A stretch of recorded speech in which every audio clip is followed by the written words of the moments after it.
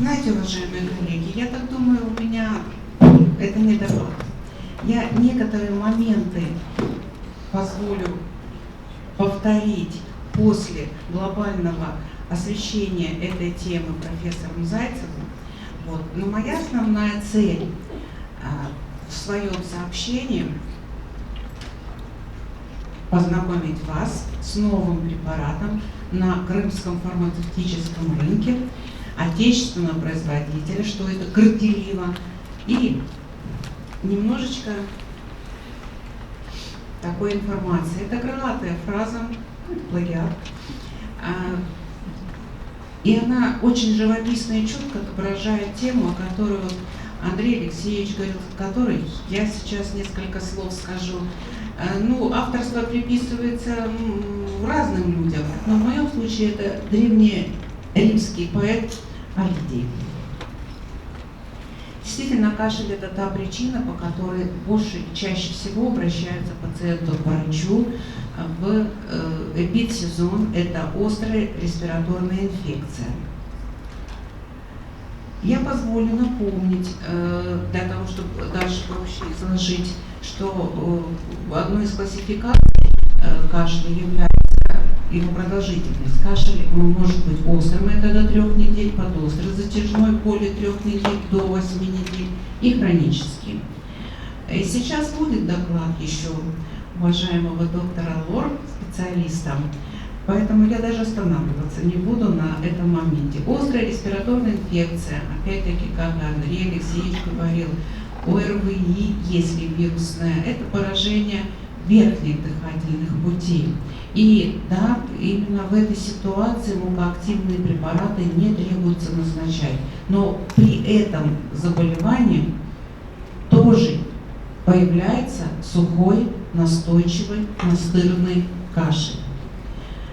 Природа, или, вернее, механизм формирования непродуктивного сухого кашля, опять-таки сегодня уже было показано, если просто вирусная инфекция, бактериальная инфекция, постназальный затек, аллергическое воспаление, особенно перенапряжение связок, а это касается больше детей, потому что в болезни дети плачут и идет перенапряжение связок. И все это воздействует на кашлевые рецепторы, которые очень широко представлены по всему дыхательному тракту. Импульсы от кашлевых раздраженных рецепторов передаются в дыхательный центр и формируются повторяющиеся приступы кашля. В общем-то, все очень просто. И тоже сегодня говорил Андрей Алексеевич о том, что сам по себе воспалительный процесс раздражает бронхи, раздражает кашлевые рецепторы, то есть гиперреактивность, бронхиальная гиперреактивность является такой основной причиной для длительного кашля. И вот почему я говорила, я пока говорила об остром кашле, да, вернее, острый сухой кашель.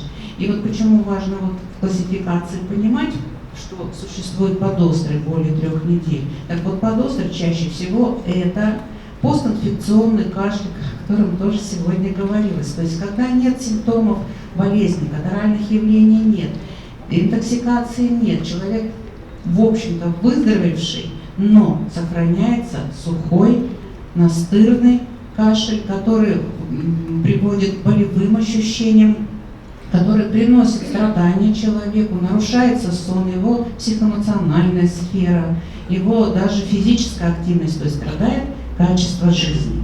И, конечно, чрезвычайно важно понимать, какой кашель лечить, какой не лечить. Так вот, если кашель не выполняет свое предназначение очищения дыхательных путей от патологического секрета, который мы называем мокротой, то вот такой настырный, ухудшающий жизнь человека кашель необходимо лечить, на него необходимо воздействовать. И уже тоже звучало сегодня, существует 2 вида противокашлевых препаратов. Первое – центрального действия, они тормозят и подавляют кашлевой рефлекс, опиоидный и неопиоидный. Опиоидный кодеин, неопиоидный бутамерат. И периферического действия, который подавляет чувствительность кашлевых рецепторов в дыхательных путях непосредственно там, где идет формирование этого длительного сухого кашля, где есть гиперреактивность, где есть гипервоспаление, когда кашлевые рецепторы даже после выздоровления еще не восстанавливают свою функцию, не восстанавливают свое обычное состояние. И такими препаратами периферического действия является леводропропазин. Тоже сегодня звучало. Периферического воздействия. Если сравнивать с центрального влияния препарата и периферического, то да, бутамерат прямое влияние на кашлевой центр, а леводропропазин такого влияния не оказывает. И тот, и другой благоприятно влияет на проходимость бронхов. Леводропропазин воздействует непосредственно, как я сказала, на рецепторы, подавляет высвобождение гистамина в дыхательных путях и, соответственно, уменьшает интенсивность, частоту и длительность кашля и обладает еще противовоспалительным действием.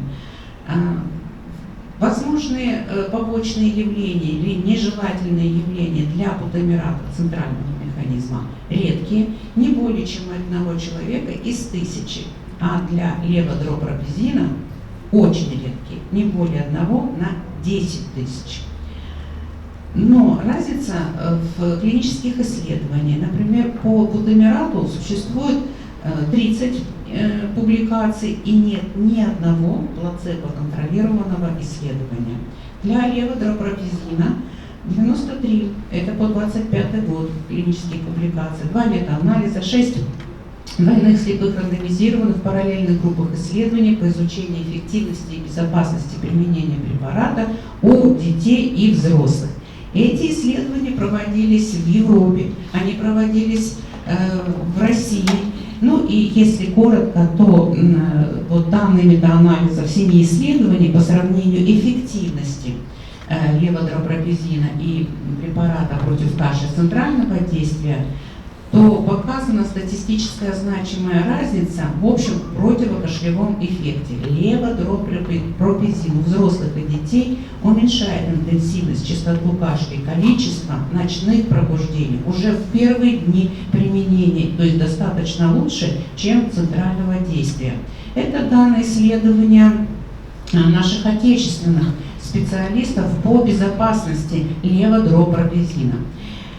Итак, леводропропазин в 2 раза реже вызывает дневную сонливость по сравнению с препаратами центрального действия. В инструкции по применению все же по препарату написано, что с осторожностью применять у людей, чья деятельность требует быстрых психомоторных реакций. Леводропропазин в 3 раза реже вызывает побочные явления по сравнению с препаратами центрального действия. И вот таким препаратом леводропропазина, с молекулой леводропропазина, который создан нашими российским производителем, компанией Big Pharma, препарат называется Profitus. И этот препарат в себе объединяет все те свойства, которые я перечислила, характерные для леводропропазина. Оказывает противокашлевое действие на уровне дыхательных путей, способствует уменьшению также интенсивности и частоты кашля с первого дня применения, совместим с другими препаратами, которые используются для лечения заболеваний бронхолегочной системы, в частности, тех же антибиотиков, обеспечивает дополнительный противовоспалительный антигистаминный эффект, имеет высокий профиль безопасности у взрослых и детей с 2 лет и, как уже было сегодня показано, даже в каких клинических рекомендациях обозначается это действующее вещество. По клинические рекомендации по ОРВИ, бронхит, хронический бронхит и, конечно же, при ковиде рекомендации. Препарат это раствор, в отличие от оригинального леводропропазина, не содержит сахарозу, поэтому может использоваться, применяться у пациентов с сахарным диабетом. Во флаконе 100 мл, в 1 мл 6 мг. Разовая доза препарата зависит от массы тела и возраста. В среднем это от 18 до 60 мг. Применяется 3 раза в день, в среднем 7 дней. Итак, это препарат противокашлевого действия. И те показания, которые сегодня уже звучали, я надеюсь, вам понятно, когда этот препарат мы применяем. Итак, это тройное действие против сухого кашля. Препарат эффективный, безопасный, но и современный. Поэтому, если увидите, вы можете прочитать, узнать и использовать в работе. Спасибо, Ирина Григорьевна. Вопросов нет? Спасибо. Тогда следующий докладчик. Дифференцирование